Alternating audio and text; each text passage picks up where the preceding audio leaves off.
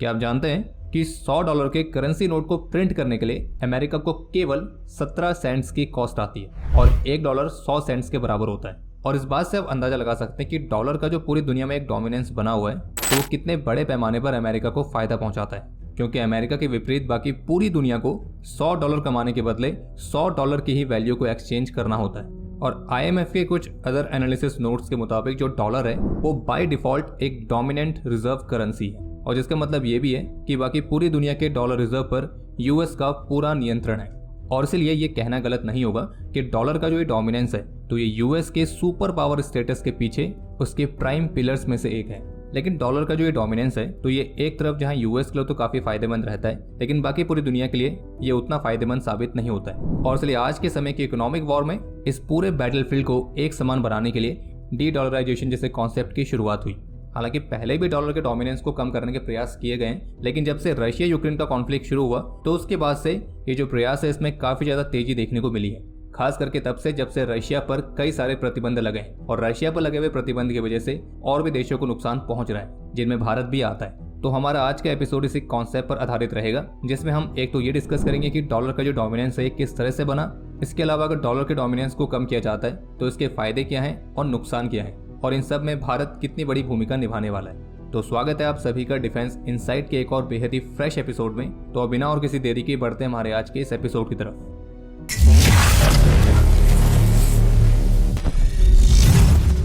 आगे बढ़ने से पहले आपको सूचित करते हैं कि इस एपिसोड में हम आपको जो भी जानकारी देने वाले हैं उस पर ऑलरेडी एक आर्टिकल हमारी ऑफिशियल वेबसाइट defensexp.com पर पब्लिश किया गया है। तो अगर आपको जानकारी लिखित में चाहिए तो आप हमारे उस आर्टिकल को कंसिडर कर सकते हैं, और वेबसाइट का लिंक आपको वीडियो के डिस्क्रिप्शन में मिल जाएगा। और अब सबसे पहले बात करते हैं कि डॉलर के डोमिनेंस की शुरुआत हुई कहां से। तो ये हुआ वर्ल्ड वॉर 2 के बाद, जब US दुनिया की प्रमुख आर्थिक और सैन्य शक्ति के रूप में उभर कर सामने आया, और एक ग्लोबल रिजर्व करेंसी के तौर पर US के डॉलर डोमिनेंस के जो निशान है वो 1944 के ब्रेटन वुड्स एग्रीमेंट में भी मिलते हैं। 1944 में करीब 44 कंट्रीज के रिप्रेजेंटेटिव्स ने ब्रेटन वुड्स कॉन्फ्रेंस में शामिल होकर एक नए तरह के ग्लोबल मॉनेटरी सिस्टम को स्थापित किया, और इसी सिस्टम के तहत US डॉलर को दुनिया की रिजर्व करेंसी के तौर पर डेजिग्नेट किया गया था। और जिसका मतलब ये था कि US डॉलर का इस्तेमाल इंटरनेशनल ट्रांजैक्शंस के लिए एक्सचेंज या फिर वैल्यू के स्टोर के मीडियम के रूप में किया जाएगा, और डॉलर की स्टेबिलिटी बनी रहे तो इसको सुनिश्चित करने के लिए $35 पर आउंस फिक्स रेट के साथ डॉलर को गोल्ड के साथ जोड़ा था। और फिर इस तरह से बाकी देशों ने भी अपनी अपनी करेंसीज को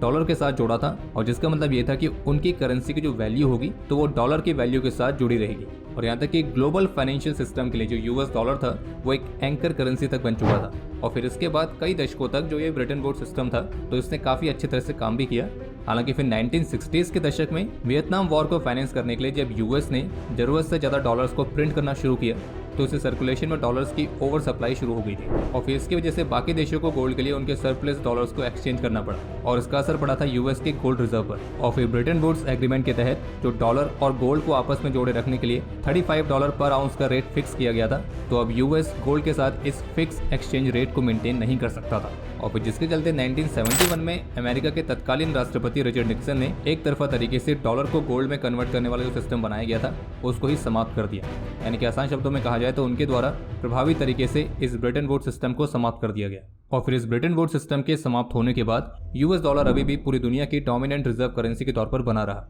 और कई सारे देशों ने US डॉलर्स को एक बड़े रिजर्व के तौर पर होल्ड करना जारी रखा था, और इंटरनेशनल ट्रांजैक्शंस के लिए US डॉलर को ही एक मीडियम के रूप में इस्तेमाल किया जा रहा था। और डॉलर के इसी डोमिनेंस ने US की इकोनॉमी और उनके फाइनेंशियल सिस्टम को और भी मजबूत किया। और फिर 1970 के दशक में एक नए तरह का सिस्टम लाया गया जिसका नाम था पेट्रो डॉलर सिस्टम, और इस सिस्टम के तहत आप US डॉलर का इस्तेमाल किसी भी इंटरनेशनल ऑयल ट्रांजैक्शन के लिए प्राइमरी करेंसी के तौर पर कर सकते थे। और ये भी खास करके तब आया जब US ने सऊदी अरेबिया के साथ डील साइन करी थी, और इस डील के तहत जहां US ने सऊदी अरब को मिलिट्री सपोर्ट और प्रोटेक्शन प्रोवाइड करने के लिए सहमति दी, वहीं इसके बदले में US ने डॉलर्स का इस्तेमाल किया सऊदी अरेबिया के ऑयल एक्सपोर्ट के लिए। और अब इसका मतलब ये भी था कि जो भी देश ओपेक से ऑयल खरीदना चाहते हैं तो उन्हें पहले US डॉलर्स को एक्वायर करना पड़ रहा था, और इस तरह से इंटरनेशनल लेवल के ट्रेड के लिए US ने अपने डॉलर को एक डोमिनेंट करेंसी के तौर पर और मजबूत किया, और जिससे US को पूरी दुनिया की एकमात्र सुपर पावर की पोजीशन पर पहुंचने में मदद मिली। और आज के समय में भी US डॉलर अभी भी एक डोमिनेंट रिजर्व करेंसी के तौर पर बना हुआ है, लेकिन आज के इस मल्टीपोलर वर्ल्ड में नई पावर्स के उभरने से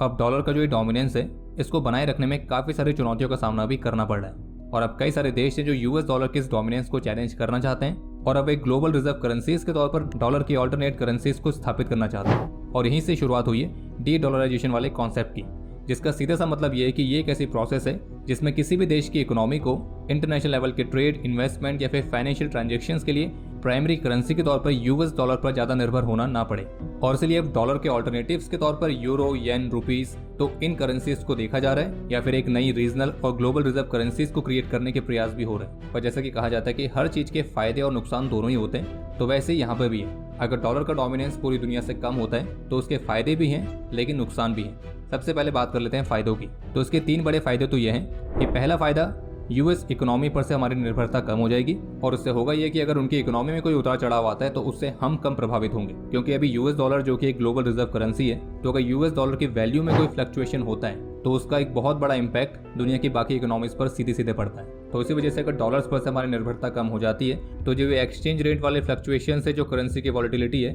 तो इसका खतरा कम हो जाएगा। दूसरा बड़ा फायदा यह है कि डॉलर पर से अपनी निर्भरता को कम कर कोई भी देश अपनी आर्थिक संप्रभुता को बढ़ा सकता है और जिससे उस देश को उसकी मॉनेटरी पॉलिसी पर और अधिक कंट्रोल मिलेगा, जिसका मतलब यह है कि वो देश अपने वहाँ की इन्फ्लेशन, अपने इंटरेस्ट रेट, इन सभी को और अच्छी तरह से मैनेज कर सकता है और जो कि उस देश के स्टेबल इकोनॉमिक ग्रोथ में योगदान देगा। और तीसरा बड़ा फायदा यह है कि जो डोमेस्टिक इंडस्ट्रीज हैं उन्हें बढ़ावा मिलेगा, क्योंकि उनके लिए अपनी करेंसी में बिजनेस करना और आसान रहेगा और इससे देश के एक्सपोर्ट को बढ़ाने में मदद मिलेगी और ओवरऑल देखा जाए तो देश की जीडीपी और ग्रो होगी। तो ये तो हो गए 3 बड़े फायदे। अब अगर बात करें नुकसान की तो 3 बड़े नुकसान ये हैं। पहला तो है इकोनॉमिक इनस्टेबिलिटी। अगर पूरी दुनिया पर से डॉलर के डोमिनेंस को कम किया जाता है तो इससे इस बात की संभावना भी बनती है कि लोगों के अंदर एक कॉन्फिडेंस की कमी रहेगी कि उनकी लोकल करेंसी को अगर पूरी दुनिया ने यूएस डॉलर की तरह स्वीकार नहीं किया या उस पर विश्वास नहीं किया तो क्या होगा। और फिर इसके परिणाम स्वरूप हमें देखने को मिल सकता है इन्फ्लेशन, फॉरेन इन्वेस्टमेंट में कमी, और ऐसा भी खास करके तब होगा जब ये सारी चीज़ें बिना किसी फुल प्रूफ प्लान के अप्लाई की जाए। दूसरा बड़ा नुकसान ये हो सकता है कि जो डी डॉलराइजेशन है तो वो किसी भी देश के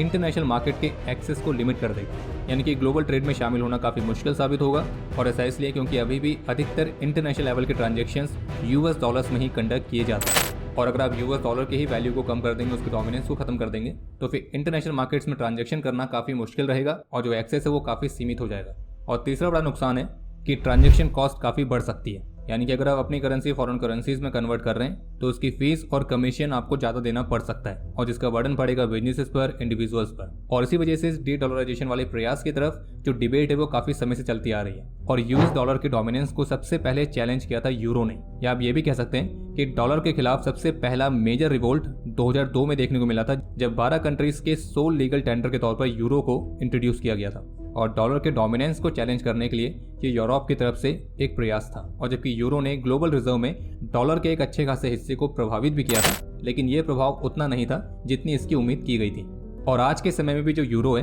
वो अभी भी काफ़ी हद तक यूरोप तक ही सीमित है और आज के समय में जो यूरो है वो ग्लोबल रिजर्व में 20% तक का हिस्सा रखता है, जबकि डॉलर जिसका हिस्सा सन 2000 में 71% था तो वो 2022 तक गिरकर केवल 58.36% तक पहुंच चुका है। हालांकि डॉलर में भी एक अच्छी खासी गिरावट हुई है, लेकिन अभी भी ये पूरी दुनिया की एक डोमिनेंट करेंसी है और अभी के समय में भी अगर ऑयल ट्रेड करना है तो उसमें प्राइमरी करेंसी के तौर पर यूएस डॉलर का ही इस्तेमाल किया जाता है। और इन सबके अलावा अपने डॉलर के डोमिनेंस को और बढ़ाने के लिए या फिर उसे वापस से वही स्टेटस दिलाने के लिए यूएस के पास जिस तरह की मसल और मनी पावर है तो उस मामले पर यूरोप काफी पीछे है। लेकिन यह भी फैक्ट है कि अभी वर्तमान समय में डॉलर के बाद यूरो ही दुनिया का second largest global reserve currency है। लेकिन पिछले साल जब रशिया और यूक्रेन के बीच का कॉन्फ्लिक्ट शुरू हुआ तो उसके बाद से यूएस डॉलर के डोमिनेंस को कम करने के लिए प्रयासों में एकदम से और तेजी देखने को मिली और फिर इसके बाद डॉलर को चैलेंज करने वाले कुछ नए प्लेयर्स भी सामने आए। और अब यूएस के डॉलर के लिए सबसे बड़ा डर कोई और नहीं बल्कि खुद यूएस है। और ऐसा कई बार साबित हो चुका है कि यूएस द्वारा किए गए कई सारे ब्लंडर्स, उनकी खुद की सेल्फ सेंट्रिक पॉलिसी,